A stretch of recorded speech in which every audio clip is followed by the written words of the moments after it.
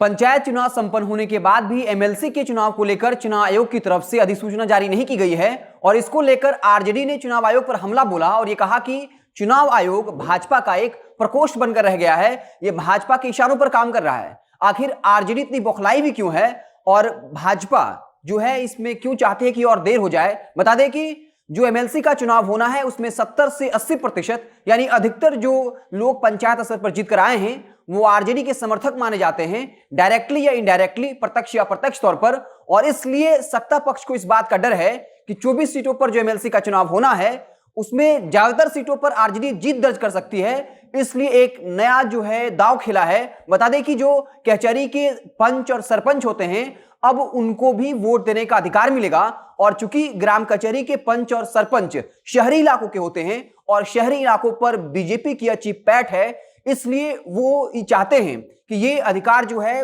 पंच सरपंच को मिल जाए ताकि जो एमएलसी का चुनाव होना है उसमें बीजेपी के भी लोग जीतकर ज्यादा से ज्यादा आए। और इसके लिए बिहार सरकार की तरफ से केंद्र सरकार को एक प्रस्ताव भेजा गया है और खुद पंचायत मंत्री सम्राट चौधरी ने कहा कि केंद्रीय ग्रामीण मंत्री गिरिराज सिंह से बातचीत हो चुकी है, इस मामले में जल्द से जल्द फैसला आएगा। और वहीं हाई कोर्ट ने भी इसको लेकर सुनवाई चल रही है। बता दें कि याचिकाकर्ता ने यह सुनवाई की थी कि संविधान के अनुसार जो पंच सरपंच होते हैं उसको भी जनता ही चुनती है, इसलिए एमएलसी के चुनाव से उन्हें दूर नहीं रखा जा सकता है। और इसको लेकर सुनवाई भी हुई है और अब हाई कोर्ट ने पंचायती राज विभाग के प्रधान सचिव को अपना पक्ष रखने को कहा है। और एक राष्ट्रीय अखबार की माने तो एमएलसी के चुनाव में 2 महीने तक का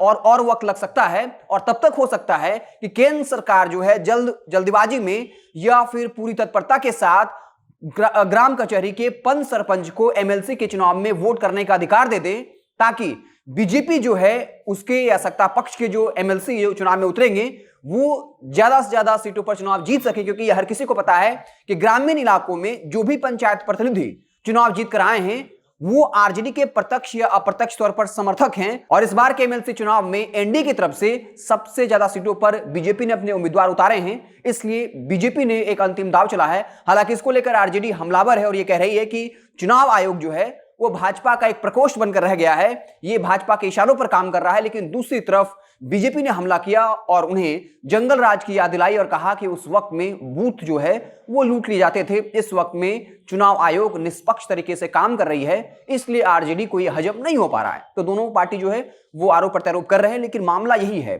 कि अगर इस वक्त चुनाव होता है तो इसका सीधा फायदा आरजेडी को होगा, लेकिन अगर 2 महीने के बाद चुनाव होता है और केंद्र सरकार के पास जो बिहार सरकार की तरफ से प्रस्ताव भेजा गया है अगर उस पर मुहर लगती है तब ग्राम कचहरी के पंच सरपंच को वोट देने का अधिकार मिलेगा। और चूंकि ग्राम कचहरी के पंच सरपंच शहरी इलाके में होते हैं और शहरी इलाकों में बीजेपी का वोट बैंक माना जाता है तो साफ तौर पर और एक कारण और भी हो सकता है कि जब पहली बार ग्राम कचहरी के पंच सरपंच को यह अधिकार मिलेगा तब स्वाभाविक तौर पर उनका झुकाव सत्ता पक्ष की तरफ होगा, क्योंकि दूसरी तरफ आरजेडी इस बात का विरोध कर रही है कि चुनाव आयोग जो है वो जानबूझकर देर कर रही है। तो अगर बीजेपी की तरफ से अधिकार पंच सरपंच को मिलता है ग्राम कचहरी के तो स्वाभाविक तौर पर बीजेपी को वोट करेंगे और इसका सीधा फायदा बीजेपी को मिलेगा। हालांकि अब देखने वाली बात होगी कि हाईकोर्ट में सुनवाई चल रही, क्या कुछ फैसला आता है और क्या चुनाव आयोग 2 महीने तक देर करेगी कि ये पहले प्रस्ताव ये पास हो जाए और इसका फायदा जो है वो बीजेपी को मिले। हमारी नजरें बनी रहेंगी, आप देखते रहें जनता जंक्शन। बहुत बहुत धन्यवाद।